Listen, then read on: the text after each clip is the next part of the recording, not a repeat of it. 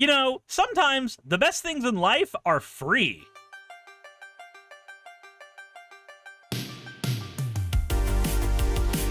What's up, everybody? My name is Suris, and if you're unfamiliar with what I do here, I try to make budget decks that'll dominate tables without dominating your wallet. So if that's something that you think is important, if that's something you value, maybe consider subscribing and letting a couple friends know what I'm doing over here.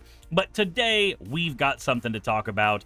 I like free creatures, and I know you like free creatures. In fact, I think all of us really like it when we don't have to spend any mana on our spells and can just let them come onto the table willy-nilly. I think that's fantastic, don't you? Well, that's exactly what today's commander, Mr. Foxglove, does. And no, I didn't build this just because I kept forgetting to build Bant decks. Okay, maybe I built this because I kept forgetting to build Bant decks. Mr. Foxglove is a Bant and 2 Fox Rogue with lifelink and an attack trigger. Whenever they attack, we get to draw cards equal to the number of cards in the defending player's hand, minus the number of cards in our hand. But if we didn't draw any cards, we can then put a creature onto the battlefield instead. So, what are we trying to do here? We want to have a decently sized hand in general, so Mr. Foxglove can focus almost entirely on letting us get free cards that are very, very overcosted. These are going to be free cards like the Drowner of Truth, who has a cast trigger but is a 7/6 in its own right while also being a land if we need that. Hornet Queen, which gives us access to some free Death Touch tokens. Omega Heartless Evolution, which can completely shut down anybody who is running a Voltron strategy. Sin Unending Cataclysm, a Flample Leviathan that allows us to steal all the 1/1 counters from the board. Rumbleweed, which allows us to get a gigantic power boost to our board with Trample and +3/+3. The Verdant Sun's Avatar, which gives us free access to healing. Storvald Frost Giant Jarl, which can be used to really fuck with the numbers on the board. Being able to make something go to 1/1 or being able to make our own Foxglove go to 7/7 while giving it ward is a pretty fantastic combination. Coma World Eater, an 8/12 with Ward 4 that makes a bunch of sea serpents whenever it hits you. The Scholar of the Lost Trove, whenever it enters, we can get an instant sorcery or artifact from our grave for free. Sun Titan, card that reanimates things from our grave, or the Diluvian Primordial, which lets us cast free spells from our opponent's graveyard. We want to be able to cast all of these cards very, very easily, and we don't have to cast them at all with our commander. We can just let them enter the battleground. But we have more ways to get those cards on the battlefield because there are some instances where Foxglove simply will only have the option of drawing us cards, and so when that happens, we need to use cards like Hunting Grounds in order to get the effect of Foxglove without having to actually trigger Foxglove itself. This lets us just play a creature for free whenever our opponents cast a spell, so long as we meet the threshold requirement. Then we have the Siege-class Gunship, Summoner's Grimoire, Elvish Piper, and Howlback Piper. All of these allow us to freely drop creatures on the battlefield with no muss or fuss. Then we have Finest Hour, which allows us to swing with our commander with Exalted, and if we only swung with one creature, we get an additional combat phase, meaning Foxglove can give us even more things. And, you know, it's really important to make sure we're able to get these things out as quickly as possible, so let's run Lava Spur Boots, Haunted Cloak, Strider Harness, and Chariot of Victory as easy ways to grant our commander haste. And, you know, why not go ahead and put a Glacier Godmaw in there as well? It's not as reliable as these, but it does come down with the commander, and that is pretty good in its own right. There's actually a lot of draw power for our deck, and let's start with the basic stuff, Memory Deluge and Dig Through Time. These both allow us to go several cards deep in our deck and get the cards we need specifically. Use these in order to put creatures that you want Mr. Foxglove to grit for free, and, well, that's basically it. Then we have Garruk's Uprising and Garruk's Pack Leader, which draws cards whenever we play one of these big creatures, Lifestream's Blessing and Prime Speaker Zagana, which will draw us cards based on the highest attack power on our board, and then Brawlios and Bonnie Paul, which can both draw us cards whenever attacks happen, and also let us place lands on the battlefield, so we can eventually start hard casting some of these cards later in the game, or if Mr. Foxglove starts to die multiple times. Now, because this deck has so many big creatures coming out for free, there's a lot of control-y big creatures in Bant that we gain access to thanks to this, beginning with the Luminant Primordial, which can exile a thing from each opponent's board state. The Soul of Emancipation also can do this, and after that, we've got stuff that can blow up one thing at a time, like Woodfall Primus. This gets rid of a non-creature permanent. Foe Razor Regent. This fights any creature that we need. The Terastodon, which blows up 3 non-creature permanents. The Stroke of Midnight we can use to get rid of any problematic card at instant speed. Meteor Golem, which can come down for free, and it's my boy Meteor Golem with guns. Thank you, Final Fantasy, for giving me Meteor Golem with guns. Then we have Duplicate, which enters the battlefield and gets rid of a creature via exile. Angel of Ruins, which gets rid of 2 artifacts or enchantments. The Colosseum Behemoth, which gets rid of 1 artifact or enchantment. And then we've got a bunch of instants we can use to keep us in the go as well. Long River's Pool gives us an easy access counterspell that can be far more versatile if we give somebody a card. Incubation and Incongruity gives us creature selection, but it also gives us the ability to exile a creature and replace it with a token. Negate is an all-around just perfect counterspell. Endless Detour can get rid of any spell on the stack or creature on the board. A Broker's Charm gives us easy access to a bunch of different effects like drawing cards, blowing up enchantments, or even giving us a pseudo-fight spell. Bant Charm lets us blow up artifacts, counter instant spells, and put creatures on the bottom of the owner's libraries if we need. After that, Unexplained Absence can get rid of a card from every player's board state, letting them manifest afterwards, and then we have Treva's Charm, which allows us to blow up any enchantment or remove an attacking creature from the game. Or loot, which you will never use this to loot. Please do not use this to loot. It's a really bad thing. This card is not good as a loot card. It's good as removal. But after that, we got a couple of board wipes. Promise of Loyalty to blow up everything except Mr. Foxglove, and Austere Command to destroy whatever we might need during any given game. And then Tragic Arrogance, a card that allows us to tell every player, keep your best card and get rid of the rest, except we get to choose, so nobody's getting their best cards. We get to pick what they get. We get to pick what goes to the grave. It's all going away. Everything you love is gone now. We've got 12 pieces of ramp that can hopefully get us across the finish line in the deck, and let's look at what we've got access to. We've got the 1 mana sack me later ones like Diligent Farmhand, Sammy's Curiosity, Font of Fertility, and Wayfarer's Bauble. Then we have a singular mana rock in Worn Powerstone, because it's just quite frankly a lot of mana for the amount of money, which is pretty good in its own right. We have the 2 mana rampers of Rampant Growth, Sakura Tribe Elder, Farseek, and Planner Genesis that can all get us the lands we need. Planner Genesis can also double as a card selection if we need that as well.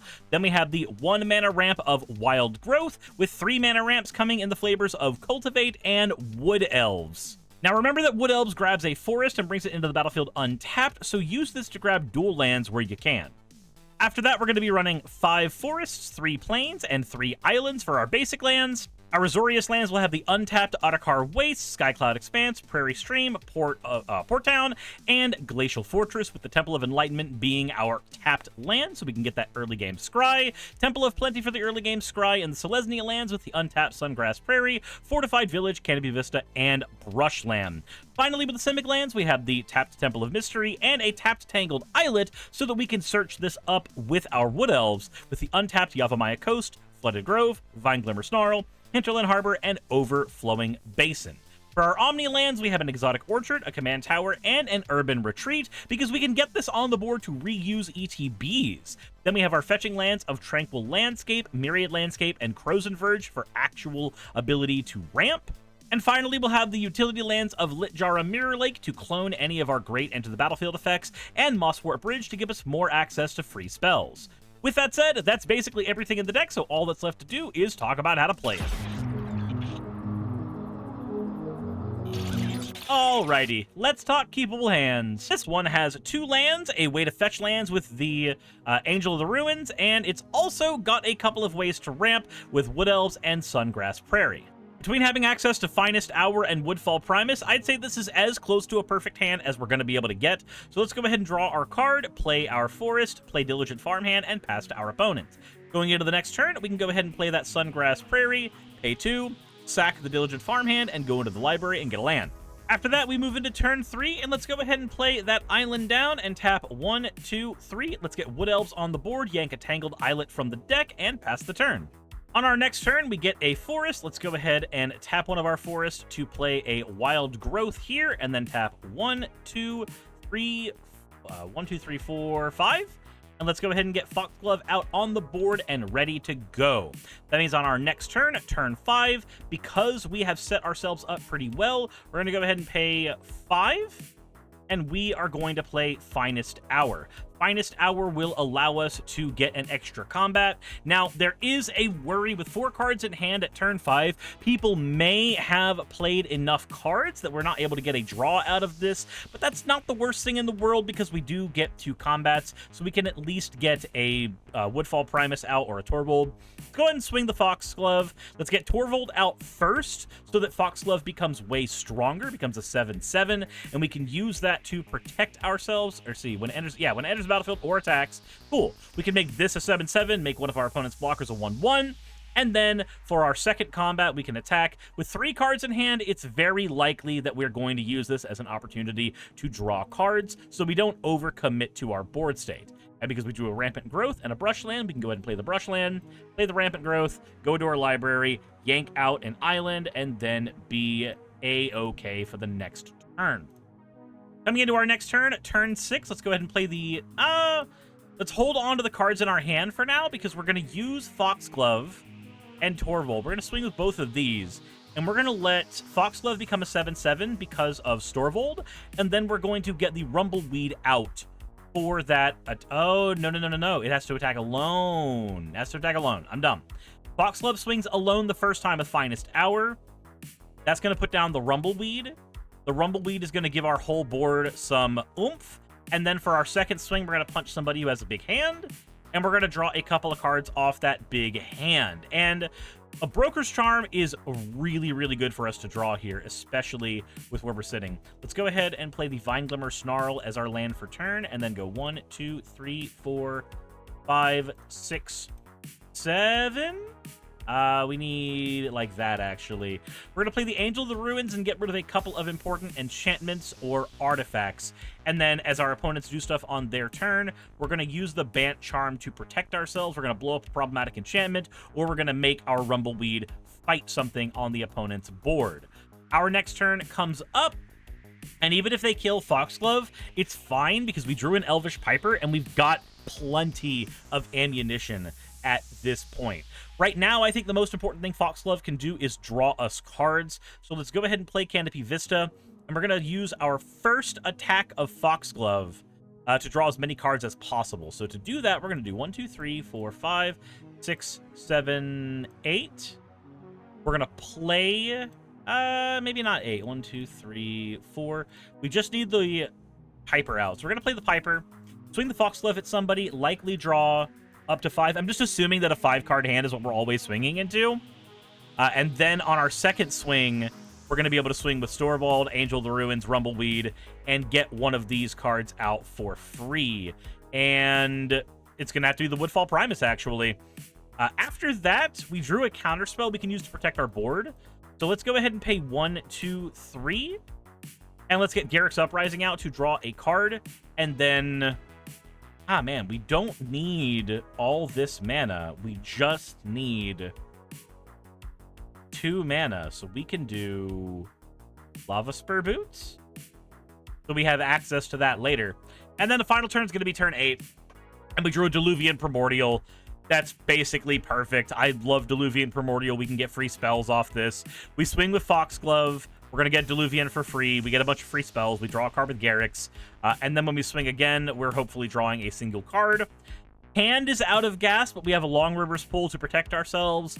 We have Strider Harness. We have Lava Spur Boots, so that if Foxglove dies, it comes back and we immediately gain access to it again. We have our extra combats thanks to Finest Hour. We have a lot of ability to swing in and do just some nasty stuff. And with Elvish Piper on the board, we're easily able to function even without Foxglove. I'd say this puts us in a pretty good spot. if you're upgrading this deck, I would probably throw in all the Praetors. That basically every single asymmetrical Praetor you could find. I mean, the best one for me is Jin Kataxis, but like Elish Norn is perfect for this as well. I just wouldn't use the OG Vorinclex because like he's mass land denial and don't at me. That said, you also probably want to add in things like Lightning Greaves and Swiftfoot Boots. They are better versions of the haste enablers that are currently in the deck. I also would probably put in Wizard class. It actually does a very good job of protecting Foxglove. It's not only a divination that allows us to draw lots of cards, but it also gives us the ability to put 1/1 counters on Foxglove whenever we swing, so that if we swing with it and draw a bunch of cards, it's just more well protected by having a bigger asshole. Then we have Teferi's Ageless Insight to make it far easier to draw lots of cards, which, you know, because of the way the deck works, we want to have more cards in our hand than our opponents so that we're always able to play a free creature, so that's just kind of perfect for the deck. Nezahal does a similar job for us as well, letting us draw lots of cards from our opponents just casting whatever.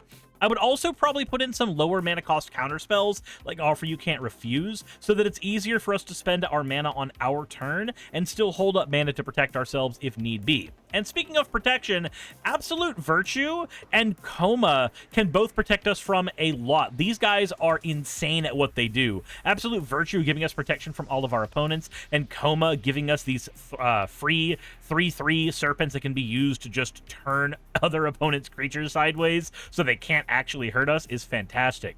Kodama of the East Tree also really benefits from our commander's ability to throw things on the battlefield for free, and Galta Stampede Tyrant is the best thing you could put on the battlefield with this commander. After that, Galta and Mavrin can give us access to just a wonderful, wonderful ability, giving us an XX green dinosaur with trample where it's as big as the other creature on our board that's also huge. So like Galta, Stampede, Tyrant, Nezahal, any of these make a really good token. And then we have Avacyn, Angel of Hope, making our entire board indestructible, just makes Foxglove work better. This thing is a beast, and there's a reason the thing is still $26. That said, that's it for today's video. If you guys liked it, let me know in the comment section below. If you want to pick this deck up, there is a tiny URL link in the description where you can go to this channel sponsor Moxfield and pick up your copy of the deck. If you've used Moxfield before, then it helps support the channel, but if you've never used it before, then it will give you a $5 off coupon for Moxfield. That's whether you pick up the deck or not. That's just from using my links to Moxfield in the description below. So please consider supporting the channel and what I do. Thank you very, very much. That said, if you want to support me on Patreon, where you get access to behind-the-scenes conversations about what's going on all of my channels, then that's also in the description, but no pressure on that one. That all said, thank you all for watching, and if there's a commander you want me to cover, let me know in the comment section below. With that said, I will see you all in the next one. I've made the unfortunate mistake of making all fan art canon, and you guys use that to make a ton of doppelgangers of me that try to ruin my life. So why not go ahead and celebrate that cacophony by picking up the new channel playmat over on Fourth Wall?